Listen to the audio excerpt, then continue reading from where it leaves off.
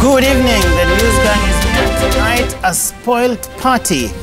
ODM, UDA, Jubilee, and the rest of them fail a basic test from IEBC. Just what happened? Also on the show tonight, money, stones, tear gas, and other stories from Kondele. Who is fooling who? Plus, Ruto faces the lake, Raila faces the east. Is Oka being phased out? On Jamila's memo, we are on borrowed time and money. Does anybody care? On the punchline, alarm bells from anniversary towers. Should we pity the parties? Kai kicks off that debate on political violence. Yvonne asks whether the taxman is also the hangman. And on the angle tonight, the power of example versus the example of power. You make your pick. Following these recommendations, and in order to preserve the sport of football in our country, I have agreed to appoint a Football Kenya Federation Caretaker Committee. That as FKF, we reject this committee. We reject it and we rebuke it. We will not accept it. We have not accepted it. All right, so quite a few things happening there outside the pitch, seemingly more than what happens on the pitch in this country. Ladies and gentlemen, the story of our lives, and I'll start with you, Francis. So Amina Mohammed finally stepping in and essentially disbanding FKF and putting in a caretaker committee. And a lot of people would say, this is déjà vu. Absolutely. And was it expected? Certainly. If you monitored happenings in the last 3 weeks or so, you would easily tell where this was heading to.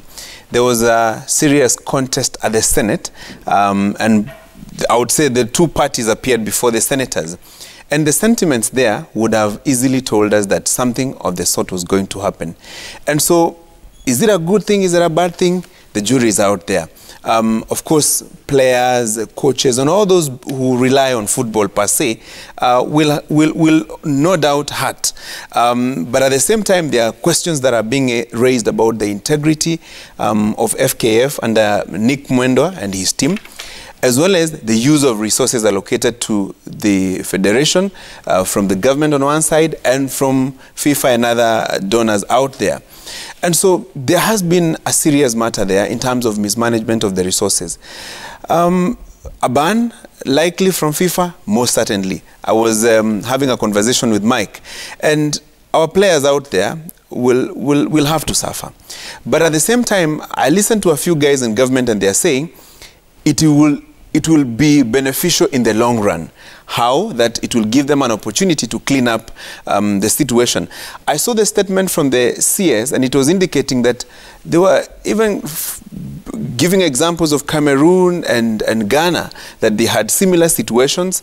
They disbanded their federations, of course with consequences from FIFA, but gave them an opportunity to clean up house. So is that the situation? Likely. And you saw do I call it the efficiency? As soon as the caretaker committee was established, FKF team under Mwendwa could not access the offices. That tells you the government has already taken charge, or was already in the know in terms of how it was going to deal with the situation. Do I foresee a scenario where you will see maybe bank accounts being frozen, both personal and maybe a bit of company bank accounts? Most definitely. Will we see a scenario where, let's say, EACC and DCI will raid the offices and probably personal homes of some of the FK officials? I will not be surprised. Joe, you asked something about déjà vu, and Gachuri also mentioned about how resources have been zimechezewa to some extent. This is not the first time that we've had a caretaker committee in the running of football in Kenya. You know, our first football association was formed in 1946, Joe, and it was called the Football Association. FA. And then in 1960 we joined FIFA, which had been established earlier on in France. And we transformed from FA to KFA, Kenya Football Association, to then KFF. And then in 1973, we had the first caretaker committee that was appointed by the government to look into the affairs of KFF. And why was it called in? following allegations of corruption and malpractices and mismanagement of funds within that football body. And since then, there have been several caretaker committees, I counted about 6 or 7, that were appointed for various reasons by the government to look into the affairs of football. And we've had chairmen from Kenneth Matiba to the late Joe Bomino to Peter Kenneth to Alfred Sambu to Sam Nyamoya to Mohamed Hatimi, and then Nick Mwendwa, who came in 2016 to date. And there have been a lot of issues to do with the running of football in the past few years, especially with Harambee Stars' performance in the continental and international stage. Because look at where we are right now. We are out of the World Cup. We're not going to Qatar 2022. We did not win any game in our group stages. We were beaten by Mali home and away. We drew to Uganda today. And we look at how much money is spent in trying to ensure that the teams have traveled. I think in AFCON, about 240 million is said to have been spent when the team went to Egypt.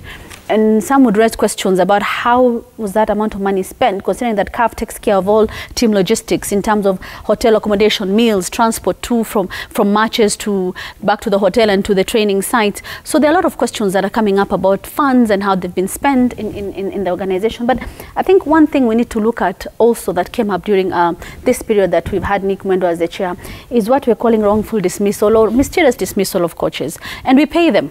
When you dismiss a coach kabla muda wake hujakamilika lazima umlipe. In millions. In millions. Amrouche Adel was paid 108 million. Bobby Williamson was paid 55 million. It makes me wonder how that money could have been used in the development of soccer. And finally, the issues between the government and this body have been numerous. There's been a lot of push and pull. I was looking at the report that was tabled, that the minister was given by the sports registrar about how the affairs of this body have been run. The main thing I think that came out of that report is the fictitious withdrawals from FKF bank accounts. There were several accounts that had been declared, but there were 2 that were not declared. The amounts of money ran into millions, 29.5 million fictitious withdrawals from FKF. Now, what was the big one was unaccounted government grants. Government grants that were not accounted for over 513 million. That's $500 million. And then there were fictitious transfers of cash from one account to another amounting to over 8 billion. This is a lot of money. So when we see the action being taken by the minister, it's not the first time, again, we're having a caretaker committee. It's not the first time that there have been allegations about corruption and mismanagement of funds in the football body. But it is painful to see how this now is going to affect football in Kenya. Gashuri spoke about a FIFA ban. Michael Kinyi said the same thing. It's coming. There are those who will welcome it and say, wacha ikuja so that we get our house in order. But there are those who will say now we'll be locked out of international contests. Jamila, if you remember, we were seated there during that Egypt situation. Yes. And remember I did a punchline on it. And it brought a lot of issues. In fact, some guys were asking me, well, how did we get that information? Yeah. You see now, it has come back to haunt them. It's in the report. So, but money is a big issue, Joe, and not just in football, but in sports federations. And how that money is spent sometimes has been, fishy, because you're always threatened. The international federations will ban you. And so maybe this is the scenario where the government says, what is the lesser evil, a ban or a cleanup? After all, one would ask, what are we really doing out there anyway? I mean, because do we have anything to show for it? Because the stakes would be much higher if, say, we are doing very well internationally.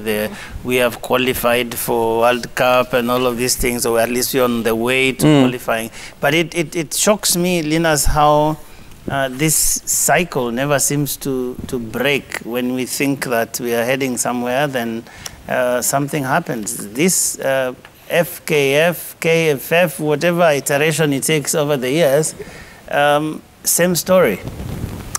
I think the Ugandan equalizer this evening really was very illustrative. I don't know whether, Robert, you have that clip of this evening's game with Uganda. That equalizer really is illustrative of what is happening in our football. How we handle it administratively. We handle it the way Bwire, our goalkeeper, handled the ball this evening. And it's such a sad situation. Beginning to rub off in all kinds of places. Absolutely. Management of football in Kenya is crying out loud for adult management. It's been crying for that for a very, very long time. The management of football in this country has not been generating confidence. whether you're talking about the national team or the handling of the national team, and even the simple questions that the CS for sports appear to have asked through this committee. And the committee went to inspect only 3 issues. One of them was the issue of the finances and the management of about 513 million shillings that have been given to... There is your goal. Yeah, no, the equalizer. no, the Kenyans have scored there. The equalizer will come. It's coming, yes, It's coming shortly. Yeah. And look, we are not doing well in these group stages. We are virtually out of the qualifiers. There is the equalizer. Just look at this. Yeah.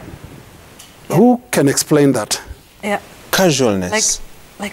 What's that about? It's not funny, but it is. Like, how did this happen? It's shocking, but very illustrative of our football. And when you look at the simple questions that the inspection team was asking, one of them was, can you account for the 513 million Kenya shillings advanced by the government to FKF for the various teams that represent us out there, including Harambee Stars? And the report indicates non-compliance. And when there is non-compliance, we have the CS, who has a lot of powers under the Sports Act. She simply invoked Article 54, I think, which allows intervention by the CS, or Minister for Sports, and basically remove or ban the organization, that is FKF, for this matter. Now, a lot of attention will move on to Justice Aaron Ringera. And there's something that we must remember about Justice Ringera.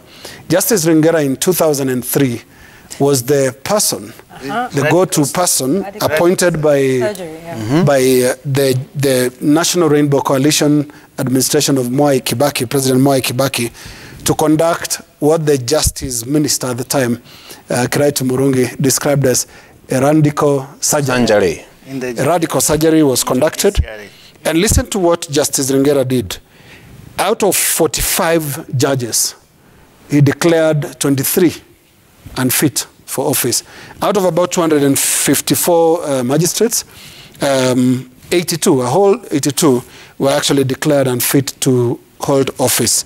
So there is, if you look at that as an illustration, maybe, let's see what he'll come up with, whether he'll come up with a prescription fit for management of football in Kenya. But I think even in terms of the leadership, there'll be questions about Nick Mwendwa and his term, and whether he measured up to that very solemn responsibility of head of our football, because he must match up, compared to previous administrations. And we all do remember the kind of confidence the Maina Kariuki, Peter Kenneth combination really inspired in terms of just showing Kenyans that, adults are in charge of this space. Even Sam Nyamweya, now compares quite rather favorably to Nick Mwendwa. And this is quite an indictment. One last thing here that it should be said.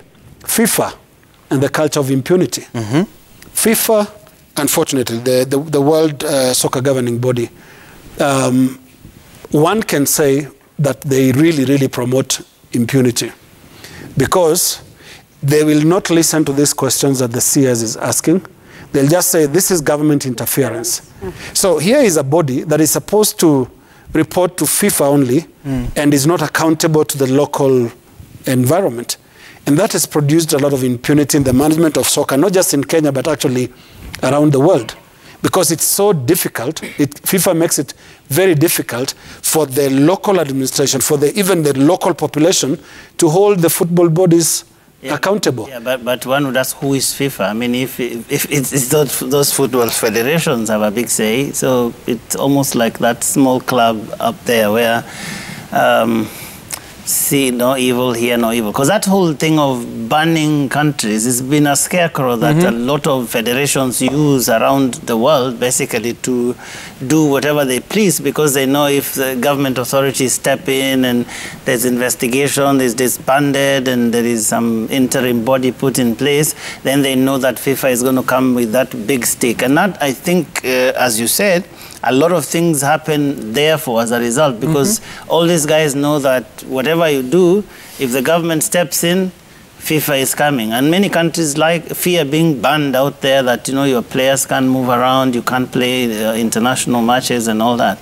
And I think as a country, I hope we are ready to bite the bullet. Use the opportunity to actually fix the problems that we do have. Let's give Ringera, I really hope he does a thorough job. Let him do a radical surgery. Let him do solid proposals on how to fix this, so that we can fix long-term the administration of soccer in the country. And I mean, looking at the performance of the national team, I think a ban will also protect us from further losses. And you know, he said, John Ringera once said, big fish, small fish will all be unapologetically fried. Okay, yes. and hopefully that'll be the case. Just to pick up from what you said, Linus, an interesting position for, you know, the current FIFA executive. Many will remember how the president, Gianni Infantino, came in off the back of the ejection of Sepp Blatter, you know, and the corruption allegations that were there. So interesting to see that. And like you say, wielding the big stick, many have bitten the bullet. Nigeria has done so, regrouped and come back. Ghana, I believe Senegal as well. Cameroon, Chad. Cameroon also. Came back, qualified for the World Cup, and I think went all the way to the finals of the AFCON, you know, after that. And, you know, many would ask, you know, how far is Kenya? And, you know, Jamila, you gave us a good history of that in terms of how far Kenya has come with that and caretaker committees. And this reminds me of perhaps the more recent one. That was in 2004. But at the time, it wasn't a ban. It was a suspension. I believe they called it to allow for a normalization committee that was approved by FIFA. And at the time, the minister was for sports was Ochilo Ayako. And he actually went to Zurich and met with Sepp Blatter. And, you know, they agreed on that normalization. And what I just find an interesting coincidence or not was at the time, interestingly, Cabinet Secretary Amina Mohamed was actually at that meeting, because at the time she was the ambassador to Kenya's mission at the UN in Geneva. So who knows if, you know, she'll be drawing quite a bit from that. Now, like we've said, of course, this means a lot. I know we're talking about, you know, what this means for teams like Harambee Stars, but this also has some consequences. Vihiga Queens, who are doing quite well in Cairo, you know, Gore and Tusker, who will now not be able to play the Confederations Cup, the Harambee Starlets, who are going to qualify for AFCON, and also our referees who want to be able to officiate over international matches, which is something that is important. But be that as it may, we would now like to ask ourselves, what did we do in 2004 with that normalization committee, and how did we use that time, you know, away from it, even though it was, you know, a suspension and not a full ban, and what has happened? And this just brings to mind the wider issues. Yes, there's issues and allegations of corruption, but it's also about development of the sport. How is that working in this country? How has it been working? We all know this should be happening at a much younger age, the ages of 6, 7, 8, and 9. But when do you see many of these players coming to the fore? At a much later age in life, when they're not, you know, not having the right technical skills that enable them to do very well on the international stage. So what we're having is, you know, some great talent, but it's like in fits and starts, and, you know, a few here and there, you know, Olungas and Wanyamas. We need to be having more of this. Why is it, for instance, that you have Meso, the young boy from Busia, who I think is 8, maybe just turning 9, has been taken by the Arsenal, you know, club academy, and is now, you know, hopefully on his way to doing something really great. And so these are some of the things that we need to start talking about. Yeah, okay. Well, Arsenal would be better than Harambee Stars, don't you think? No, don't even get it started. But I think my final thing to say on this is, like I think everybody has said here, is all eyes are on the caretaker committee, and not just the chair, Aaron Ringera, but, you know, its composition and many of the others and what sort of skills they will be bringing. You know, people like Nedia Ching, who's a player herself. I think she works in the military, if I'm not wrong. And just to see what sort of perspective they're going to bring. She's a player. And then also perhaps putting things like women's football on the table, something that is, has not been given the prominence it deserves. So, just what happens with this one, we wait and see for sure.